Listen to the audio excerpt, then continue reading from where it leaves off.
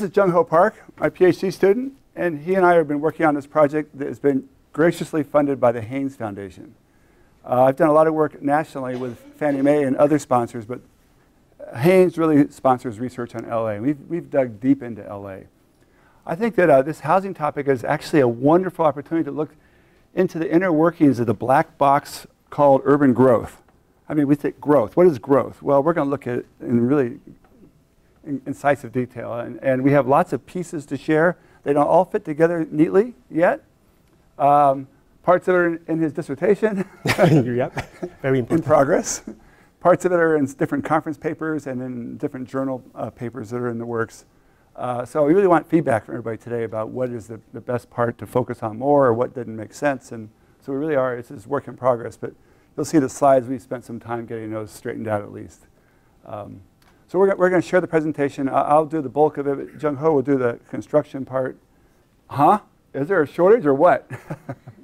We're going to try to figure out exactly why is there a shortage, what is a shortage, how do you measure a shortage, and we've got several different ways to do it. So to start with, there's lots of different estimates about what is the housing needs in LA County. All of our LA work is on the county as a whole. It's kind of silly to carve off Beverly Hills and Culver City from the whole of LA. Although for administrative reasons, I understand the city planning department in LA wants to look at LA City, but we're going to look at the whole county. It's a big county, as you know, 10 million people. This is the number of actual building permits that were issued each year. And then we have all these estimates. This one came in from the legislative analyst's office, and they did a report, which is surprising for them, about trying to figure out, it got their attention in Sacramento. There's a big shortage. And they estimated that many units were needed a year. There's McKinsey has two different estimates, one of which is based on New York, of all places. Well, how can we be based on New York? And another one that we took for national data, applying their ratio. Here is the our basic estimates that are annualized. And we're not just a flat line. We actually track it over the construction cycle or the growth cycle. And then here is the RENA numbers that SCAG is in charge with implementing for the state of California. And they're kind of out of whack with everybody else. So I am actually working up in Sacramento, too, to help them figure out a better way to measure these trends. What makes it so interesting and so wild is we had this Great Recession, which really jerked things around. Whatever nice, straight trends you thought you had, it does not work. Because we had a boom, the big bubble before the recession, we had the steep crash, then we had the recovery, and that really puts a wrinkle in all the works that were done previously. Most previous research was done decade to decade using the census data. Now we have the American Community Survey. We don't need to go decade to decade. We can go year to year for every urban area in America, and the methodologies in practice have not caught up to the data possibilities. But we think that the Great Recession, the boom, the bust, the recovery, requires that you not do a decade-to-decade approach. And now we have to get much more creative. So the estimates are all over the map. Yeah, they all agree there's a shortage, but how much is totally up in the air. All right. I'm going to give you a conceptual diagram that I think will address a concern or a question that our respondent, Mott Smith, was raising before the talk even began. And this gets right to it. What happens when you have a growing rental demand and that collides with a limited housing supply? How does that work out? So on the demand side, there's three big factors going on. One is, I'll start in the middle. One is we had the millennials who are just bubbling up from below. There's nobody moving even to California or moving to LA. They're just getting older. They're coming of age and they want to launch households, and there's a lot of them. That's a big force that wasn't there before. We haven't seen anything like it since my day, when I was a baby boomer, the age of the millennials, and we bubbled up from below.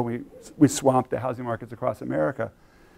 But on top of that, we have the depressed homeownership. The downturn in homeownership, as we'll argue and we'll show you today, turns into a lot more renters because the people who aren't homeowners become renters, and there's a lot of them.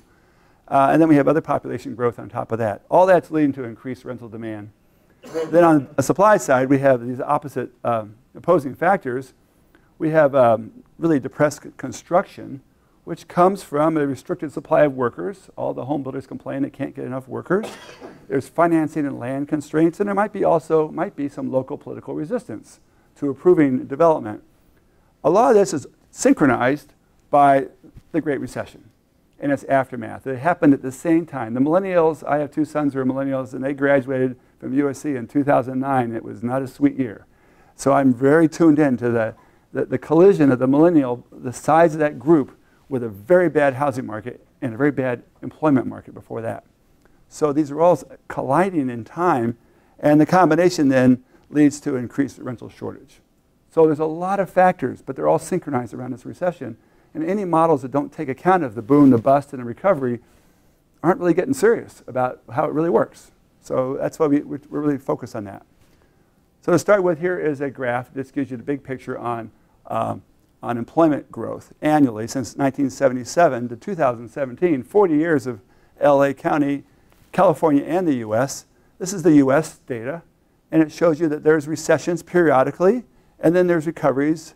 On the one I'm most interested in, I find most fascinating, is this one, the 1990s. That's the downturn in the US. And now we have the deeper recession, the Great Recession. You see it over on the right there. Now, let's look at California compared to that. And they're kind of synchronized. And here comes LA County. And we are way out of whack. In the 1990s, you see how bad, how deep was our recession, how long it lasted. We actually had a depression, some people say, in LA County in Southern California in the early 1990s. The US wasn't any big deal. No one talked about it. But down here, we really had it bad. I won't go into reasons why. But that's a dramatic story in itself. But the point is that we really lagged behind recovery. But in the Great Recession, it's pretty synchronized. California, LA, the US all went down at the same time. We rebounded. We're a little bit slow to get, well, I can't even see it. We're slow to get on the upswing, just a little bit, but we're lagged a little bit. That's just for employment growth. That's basically how we measure recessions primarily. But here's income. People have been worried about why aren't incomes responding. These are in constant dollars, and they slump during the recession and they recover. And you can see that LA's recovery is very robust there in the early 2000s during the housing bubble. There was a boom going on. We had very low unemployment, and we had incomes were rising, and then they tanked during the recession, and they stayed down. But look at the last 2 years, the red dots. The last 2 years really shows you how incomes have perked up. That's 2015 and 2016. Those are our most recent data. And so that's good news that finally incomes are reviving in LA County. So that's a big picture. Now, against that backdrop of the employment growth and the income growth, what about housing? So we have Jung Ho will describe that part to you because it's certainly a key element. Right, so the level of income and jobs are growing after 2010 in Los Angeles. Then what about new construction?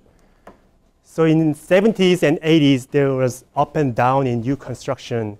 But in 90s, there was an unusually depressed period in terms of new construction. And then boom, bust, and recovery. So new construction is actually recovering, but we are still slightly under the peak of pre-recession, and roughly same with troughs of 70s and 80s. So we are recovering, but it's not that fast, like job. People often ask, what about comparing this new construction trend to employment? So we did it. So here's annual ratio of job growth to building permits for the last 4 decades. On average, 1.8 new jobs per new housing, 1.8. It's not 1.1 to 1 ratio, but considering double income job, a double income household, and even triple income household, it's not that high. But what about the recent 6 years? It's 5.5 new jobs per new housing, 5.5. It sounds pretty high, right? In LA. But then what about other places? So on the left, scatter plot shows comparison between LA and 50 states in recovery. LA County obviously outstanding up there above Michigan, California, and it's almost top compared to 50 states in terms of fast job growth per new housing. LA is even strong among top 50 metropolitan areas in the United States during recovery period. It's less than San Francisco, Chicago, but it's way above the average line here. So obviously, LA is experiencing fast job growth, but relatively depressed new construction in recovery. So to bring this LA County down closer to average line, how many more new building permits were required during recovery? 105,000 residential new building permits were authorized in the last 6 years. In terms of 40 years long-run LA ratio, I mean 1.8 new jobs per new housing, there should have been almost tripled building permits in the last 6 years after 2010. In terms of US ratio, it's even higher. So based on this exploratory analysis of new jobs to new construction, LA is definitely experiencing shortage of housing. But job is not the only source of housing demand, right? So Professor Myers is going to discuss a broader and more fundamental demographic perspective. Well, so you can go home right now. The job stuff's good enough, right? I mean, we're in a hole. We're not keeping up with our job growth. But the thing is this, that it's really not necessarily an accurate estimate. Because a lot of people who live in houses don't have jobs. I mean, a lot of people. In our aging society, we have massive numbers of retirees who are sitting on pretty nice houses. So what do you do with them? They're not in that model of jobs to permanents, are they? Yeah, so we have to do something broader to capture everybody. And so our data here is going to be based on actual counts of who lives in LA County. We have data for 2000 and 2006 and every year, but we'll look at 2006 and 16 and 2000, I guess. Those are our basic years. So we have the actual people, and then we can figure out, well, how are they living? Are they the householder? Are they a renter? Are they an owner? And we have them broken out by age and race and all the demographic details that you would hope to see. So let's see here. Our approach is this. This is our housing demographic estimates. They're based on a really simple methodology. We want to start with what's normally expected, quote unquote normal. And we're going to base that on 2000 data from the census, because that's before the bubble, before any kind of inflation started.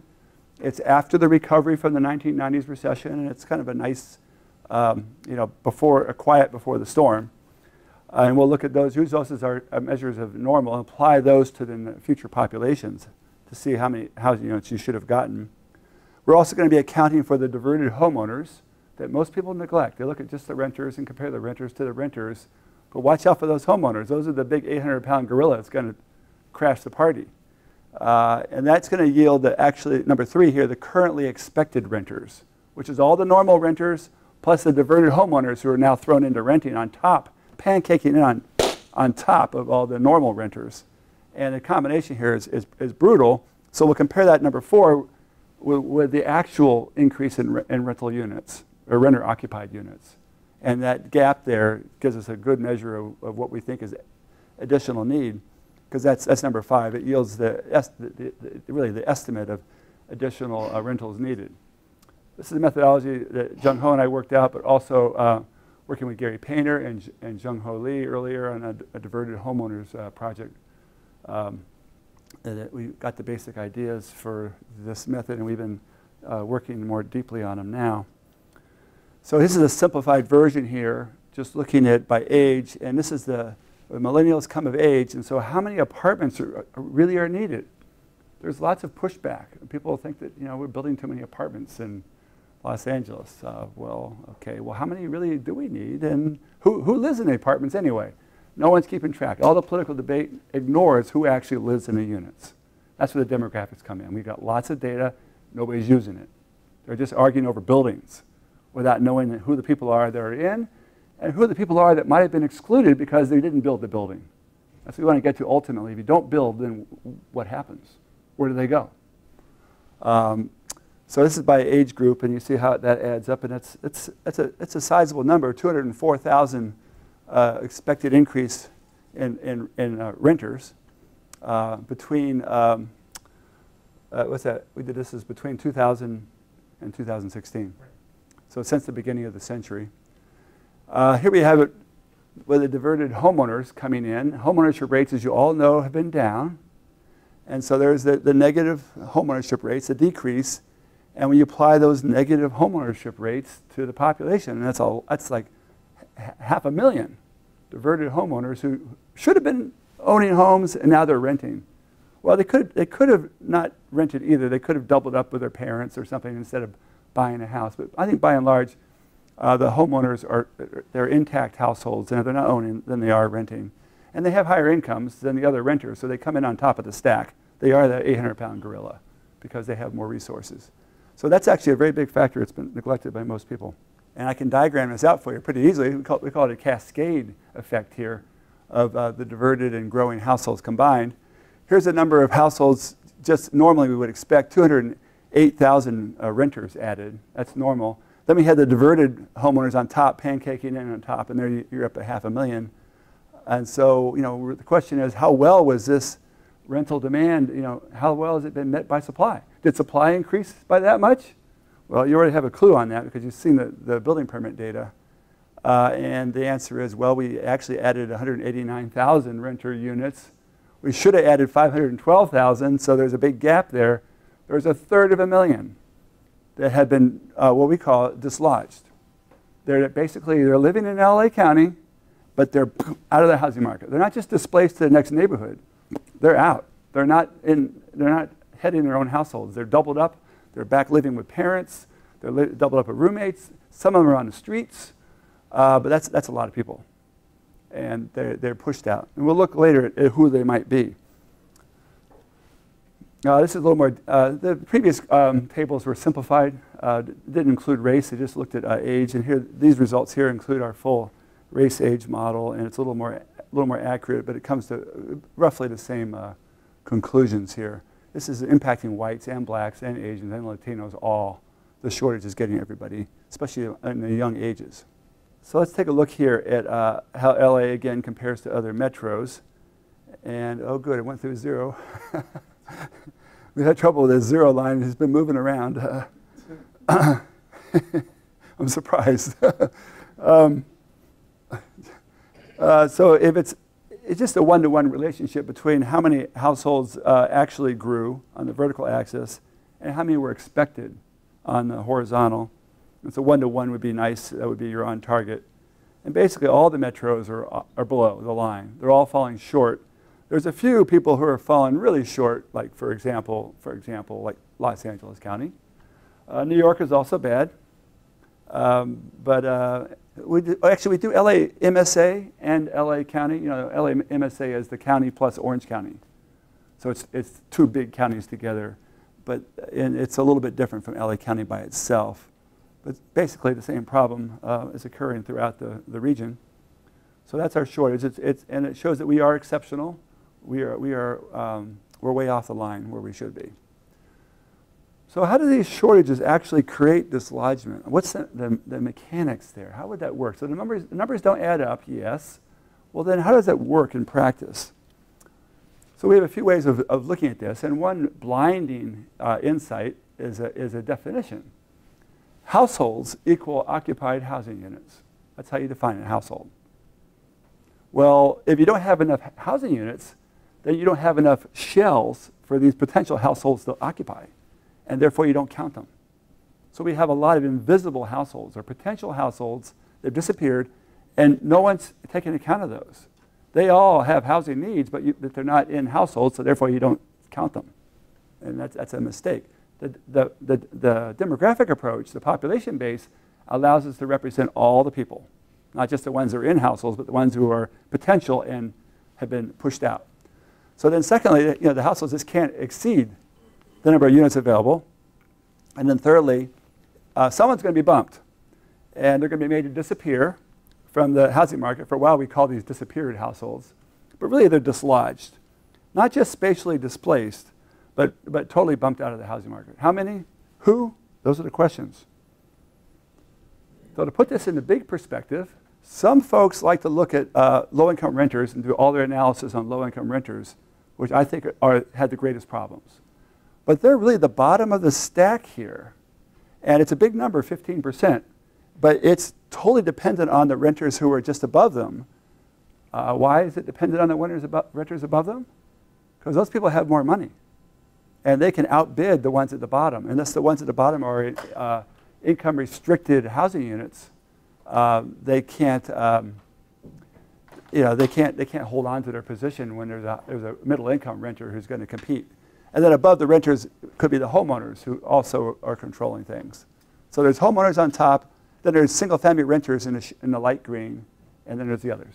Just a clarification, Dowell, what is this 100% of what? Households in the marketplace, dislodged households, what is it? Oh yeah, okay, sorry. Thank you, Mott.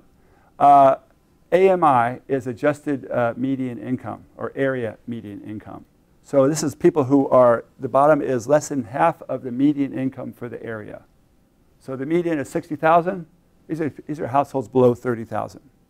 Is that approximately right, Jung Ho? Yeah, it's right. Yeah.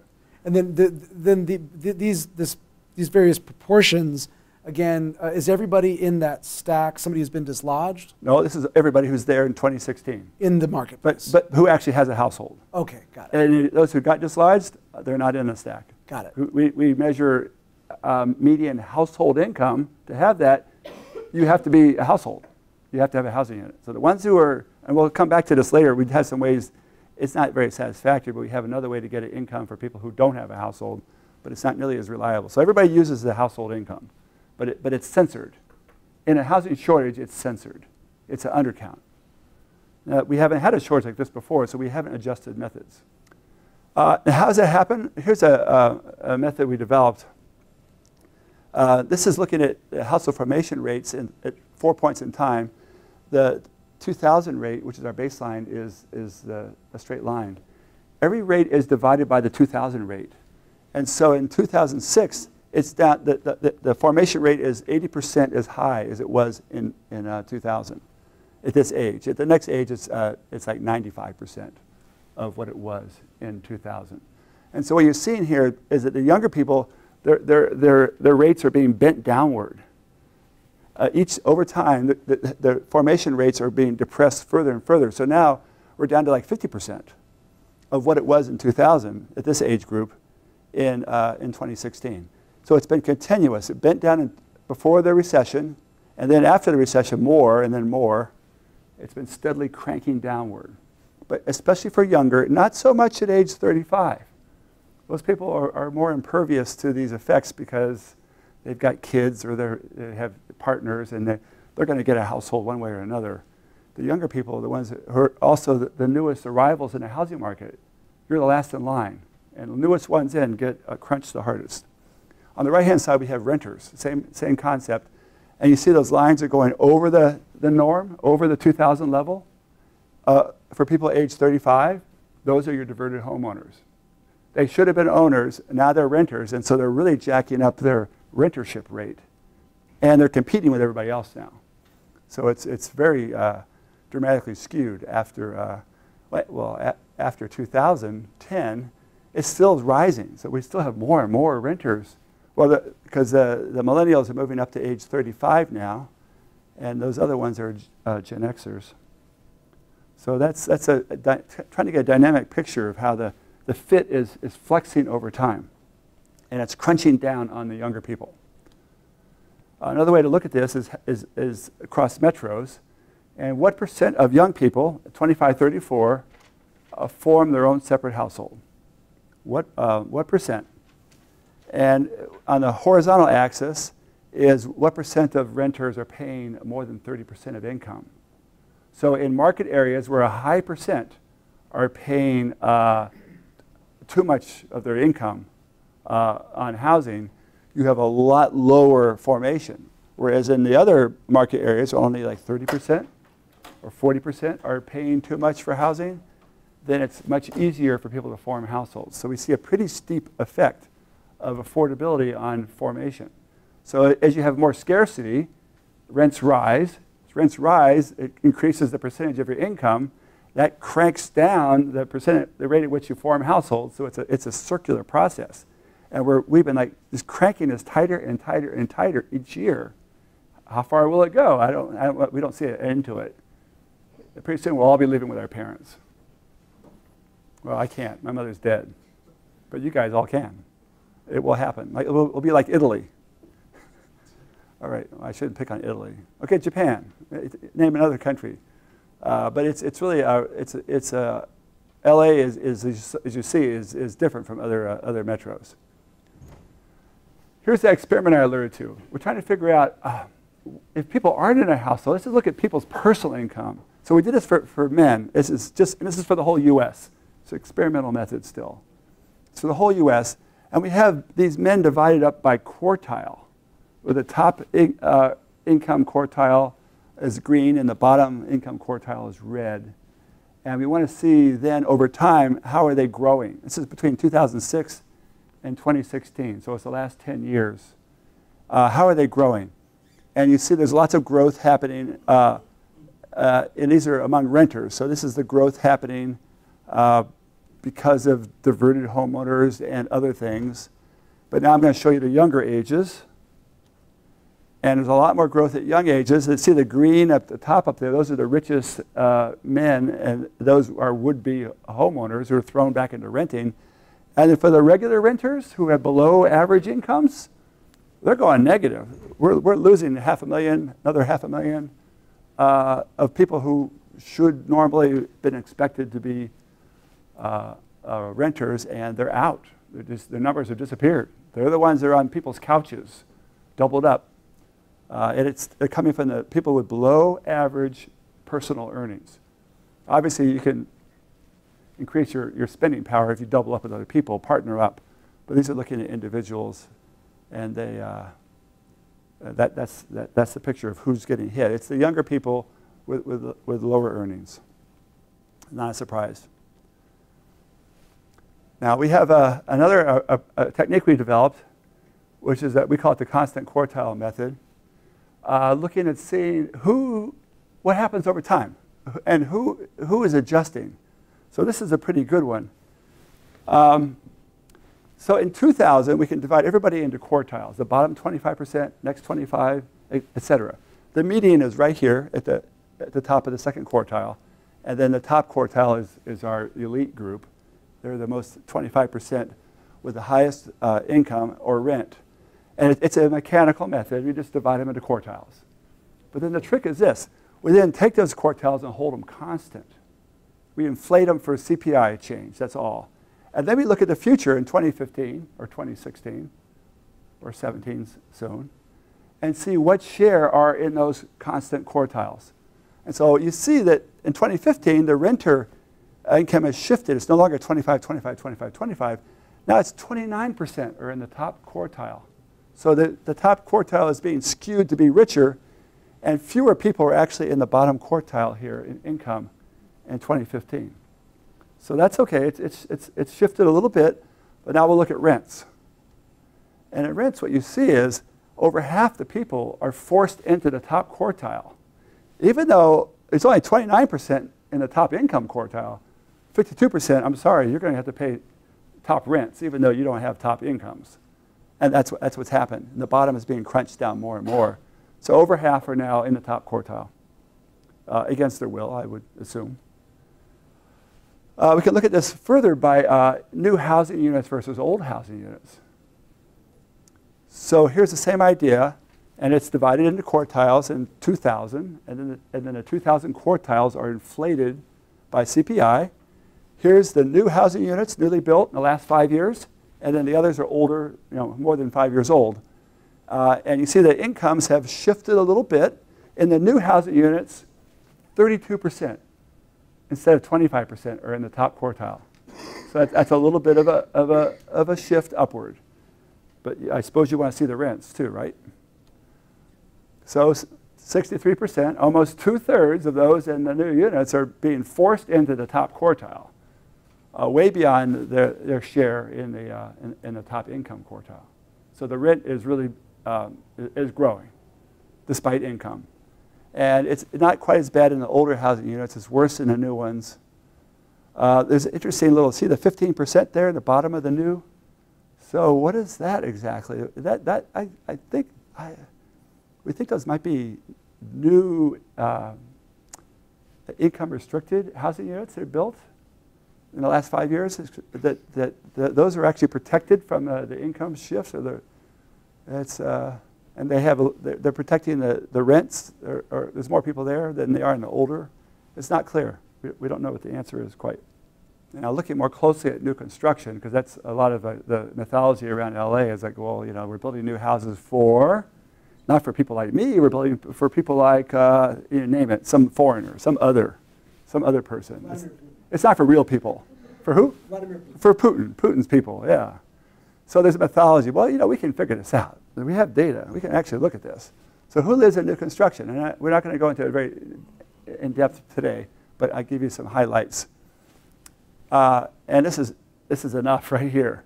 So these are quartiles. These are by current quartiles in 2016, not constant. These are current quartiles of income from low to high.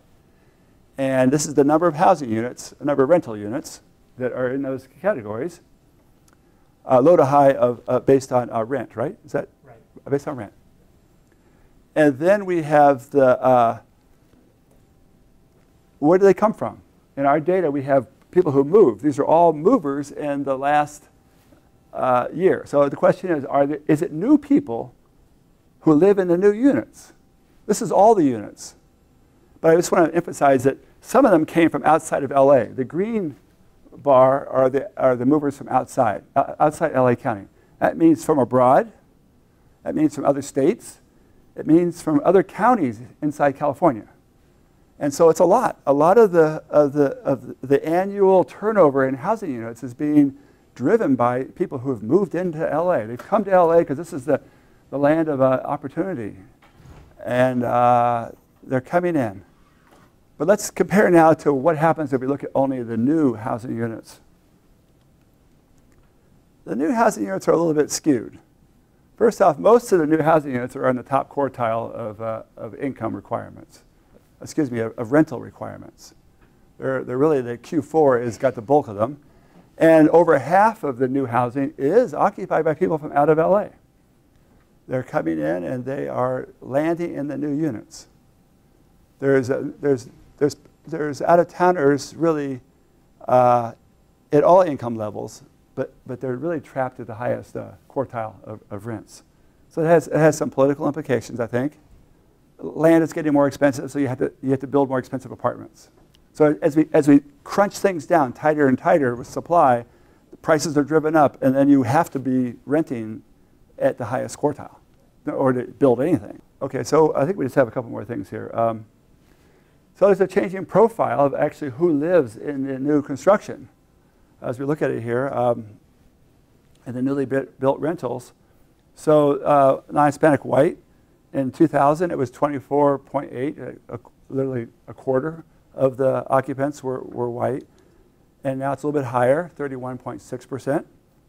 We also have California born. In 2000 was 21% California born. And now it is 30%. Going up. It used to be that in 2000, 20% had a BA or higher in the new construction. That's up a little bit, like a lot, 44%. So a big increase in people with a college degree. And we hear stories about that. And these are the runaway college-educated millennials. And then the top rent quartile, it was 27% in 2000 had to live in the top rent bracket among the new units, and today it's 45% in current dollars. So it's about doubled. So there's definitely an inflation effect in skill level, earnings level, and rent levels among the new construction. So to put it in a little bit of perspective, a lot of this problem is that we're not building enough to begin with. So it's putting a real scarcity premium on every single unit. And as Jung Ho said, in our peak right here, we have about 20,000 permits, which was just about what the trough was previously. So our peak is not great. It's going to go down from the peak. This is about as high as it's going to go, it looks like right now, unless we do something extra. And back in the 1990s, we have a big hole that we incurred, and that hole should be providing us some really affordable housing today. If we had built that housing, and it's 20 years older, we'd be way better shape today. But we did not build it, and we do not have that whole stratum of housing. It does not exist. So you can't go back and fix the past, but I always say, okay, you can't fix the past, but you don't want to make a mistake in the future. So you don't want right now to be like the 1990s. We want to actually get the numbers up now, because the new construction looks expensive today, but that'll be affordable in 20 years from now. So we can use it later if we can't use it now. Right now, we're still living off the sins of the past.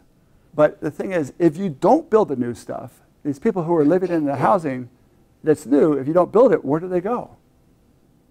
They go into the old housing. And they start competing even more, knocking people down. And they'll go into the top quartile and knock people to the second quartile, knock them to the third quartile, at the bottom, spit them out at the bottom. So it's a problem. And building housing for rich people, I think, is a great idea. Keep them away from the working class housing. Keep them away from the middle class housing. If you don't build it, they're still going to come. And that's a challenge for us to live with. So here's our conclusions and final remarks here on this. Just summarizing, so we have the job impact that we talked about in terms of the job ratio. We've got, we need about 200% more permits than we actually allowed in order to maintain our long-run average of job growth to housing permits. So we're not doing so hot. We've got about a third of what we needed, I guess. And then secondly, the demographic needs we calculate are based on a 2000 normal. It involves the millennials coming of age and plus all those diverted homeowners. Those are a big factor. And it totals like 323,000 more rentals that were needed than actually produced. So there's a shortage there. And the shortage is equal to like 16 or 17% of all the actual renters we have. There's an additional 17% who are still living in LA County, but they're not operating as renters on their own now. They're on people's couches or doubled up in back bedrooms. And they've been dislodged.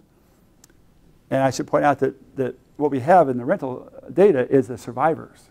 The ones that have survived this crunch and have managed to compete despite everything.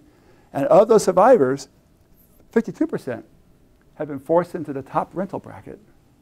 To survive, they had to do that. They had to dig deeper in their pockets, and when they do that, they take money away from other things that their family needs, but also they take money away from other businesses in the community. They're not spending on the things they could spend on. And so it actually robs the economy of a lot of GDP because it's going into rental. And this is growing progressively over here, and it's sapping the business strength in the city. So that's a problem any way you look at it. So they've survived, but at a pretty big price. So that's our presentation.